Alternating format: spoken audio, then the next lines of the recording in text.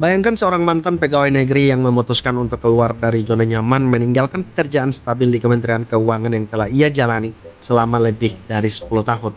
Untuk kemudian menjadi salah satu suara paling vokal di Indonesia. Dalam waktu kurang dari 3 tahun, ia berhasil mengumpulkan donasi sebesar 10,3 miliar rupiah dalam 24 jam untuk korban bencana Sumatera. Sebuah rekor dalam sejarah platform Kita Bisa. Ia dilaporkan oleh militer karena dianggap mengancam pertahanan cyber negara.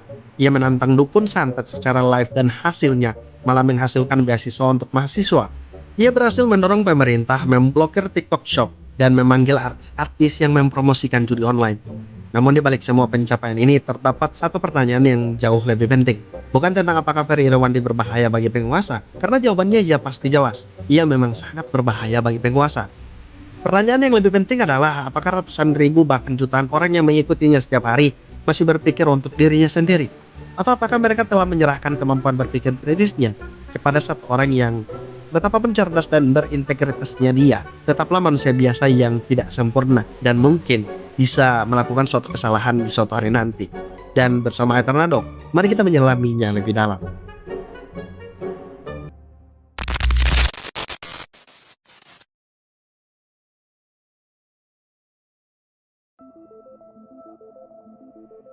Ferry Irwandi lahir di Jambi pada tanggal 16 Desember 1991 dari keluarga Minangkabau yang menjunjung tinggi pendidikan. Ayahnya adalah seorang dosen tata negara di Universitas Jambi. Ferry menempuh pendidikan di Sekolah Tinggi Akuntansi Negara atau STAN. Meskipun ia pernah hampir terancam drop out karena IPK-nya sempat turun di bawah 2,75. Namun dengan tekad yang tinggi, ia berhasil lulus dengan IPK 3,61. Ia kemudian melanjutkan studi magister double degree di Central Queensland University, Australia, dan kini tengah menempuh program doktoral di Monash University, salah satu dari 100 universitas terbaik dunia. Selama 10 tahun, Ferry bekerja sebagai pegawai negeri sipil di Kementerian Keuangan, khususnya di bidang videografi dan humas. Ia bahkan meraih penghargaan sebagai Pranata Humas Terbaik Indonesia pada tahun 2019 dan ANH Gold Winner. Namun pada November 2022, ia mengambil keputusan yang oleh banyak orang dianggap gila. Ia mengundurkan diri dari status PNS-nya untuk sepenuhnya berkecimpung sebagai konten kreator. Channel YouTube-nya sebenarnya sudah eksis sejak tahun 2010. Namun baru setelah tampil di podcast Close the Door milik Deddy Corbuzier pada April 2022, popularitasnya meledak. Kini kanal YouTube-nya memiliki lebih dari 1,8 juta subscriber dengan total lebih dari 152 juta views. Ia juga mendirikan Malaka Project, platform media dan edukasi yang berfokus pada literasi digital, politik, dan filsafat, bersama tokoh-tokoh seperti Kania Cita dan Fathia Izati. Namun yang membuat Ferry berbeda dari mayoritas konten kreator di Indonesia bukanlah jumlah subscribernya. Yang membuatnya berbeda adalah keberaniannya untuk menargetkan kekuasaan.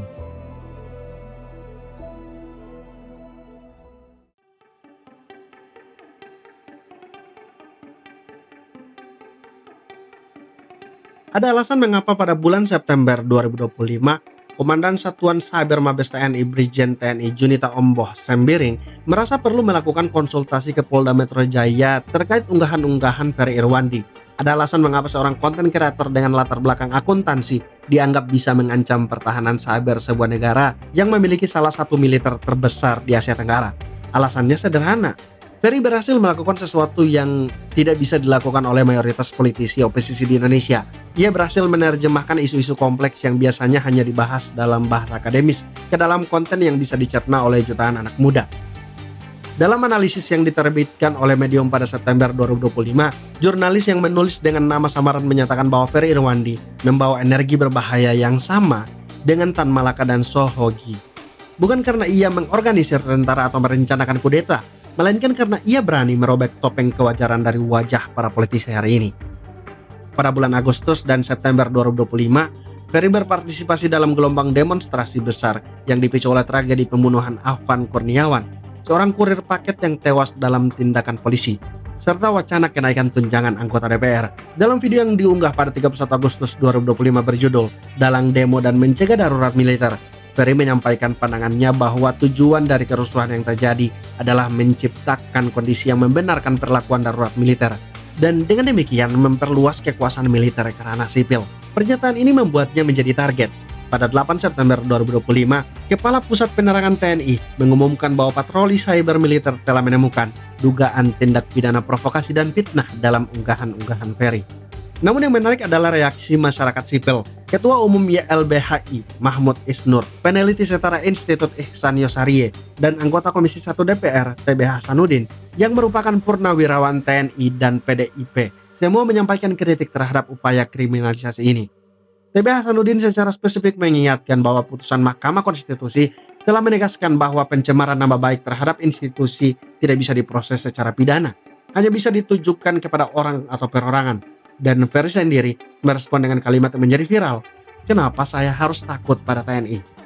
Kemudian pada bulan Desember 2025, ketika bencana besar melanda Sumatera, banjir bandang dan longsor yang menewaskan lebih dari 1.200 orang di Sumatera Utara, Sumatera Barat, dan Aceh, Ferry menginisiasi kampanye dengan bertajuk Solidaritas Bantu Korban di Sumatera.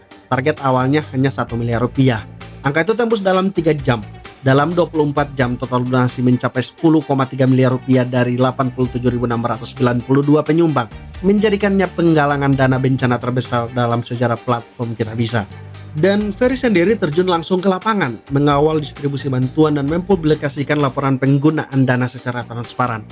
Dalam artikel The Conversation yang diterbitkan pada Desember 2025, peneliti Rachel Peña dan rekan-rekannya menjelaskan bahwa apa yang dilakukan Ferry menunjukkan adanya ruang kosong dalam tata kelola kebencanaan yang gagal diisi oleh negara.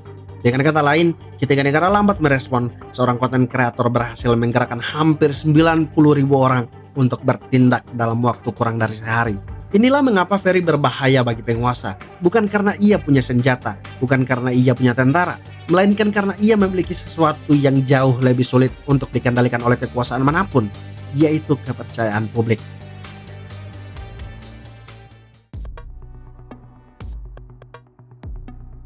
Namun disinilah kita perlu berhenti sejenak dan mengajukan pertanyaan yang jauh lebih tidak nyaman, karena bahaya terbesar dari fenomena Ferry Irwandi mungkin bukan terletak pada Ferry itu sendiri, melainkan pada apa yang terjadi pada jutaan orang yang mengikutinya setiap hari.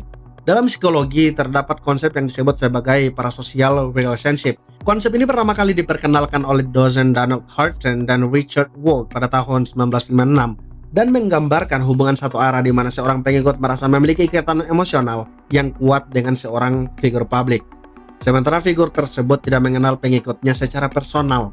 Dalam konteks era digital, hubungan parasosial ini telah menjadi jauh lebih intens karena ilusi kedekatan yang diciptakan oleh media sosial. Ketika seorang konten kreator berbagi momen pribadinya, menjawab komentar atau membuat konten yang terasa personal, otak pengikut secara tidak sadar merespon hubungan ini seolah-olah ia benar-benar mengenal figur tersebut. Dalam jurnal internasional yang diterbitkan oleh The International Journal of Indian Psychology pada tahun 2025, peneliti klaim dan rekan-rekannya menemukan bahwa remaja dan dewasa muda yang berada dalam fase pembentukan identitas sangat rentan terhadap pengaruh parasosial. Mereka cenderung mengadopsi sifat kepribadiannya, nilai-nilai, dan perilaku sosial yang ditunjukkan oleh figur media. Dalam studi yang dipublikasikan oleh Simplai Psychology pada Mei 2026, para peneliti menyimpulkan bahwa ketika hubungan parasosial menjadi substitusi bukan pelengkap dari hubungan nyata, kesejahteraan psikologis pengikut justru menurun. Dan inilah titik kritisnya. Ketika seseorang mengidolakan seorang public figure, betapapun berintegritasnya figur tersebut, dan mulai menyerahkan kemampuan berpikir kritisnya kepada figur itu, maka yang terjadi bukanlah pemberdayaan melainkan ketergantungan. Seorang pengikut yang hanya mengonsumsi konten Ferry tanpa pernah menguji kebenarannya, tanpa pernah membaca sumber yang berbeda, tanpa pernah mempertanyakan apakah analisis Ferry mungkin memiliki blind spot, pengikut itu sebenarnya tidak sedang berpikir kritis. Ia sedang mengganti satu otoritas dengan otoritas lainnya. Dan ini bukan kritik terhadap Ferry, ini adalah fakta universal tentang manusia. Dalam filsafat stoikisme yang justru dipeluk oleh Ferry sendiri, prinsip dasarnya adalah bahwa setiap individu harus berpikir untuk dirinya sendiri. Marcus Aurelius dalam bukunya Meditation menulis, "Jika seseorang bisa meyakinkanmu bahwa kamu berpikir atau bertindak dengan salah, dengan senang hati aku akan berubah, karena aku mencari kebenaran dan kebenaran tidak pernah merugikan siapapun.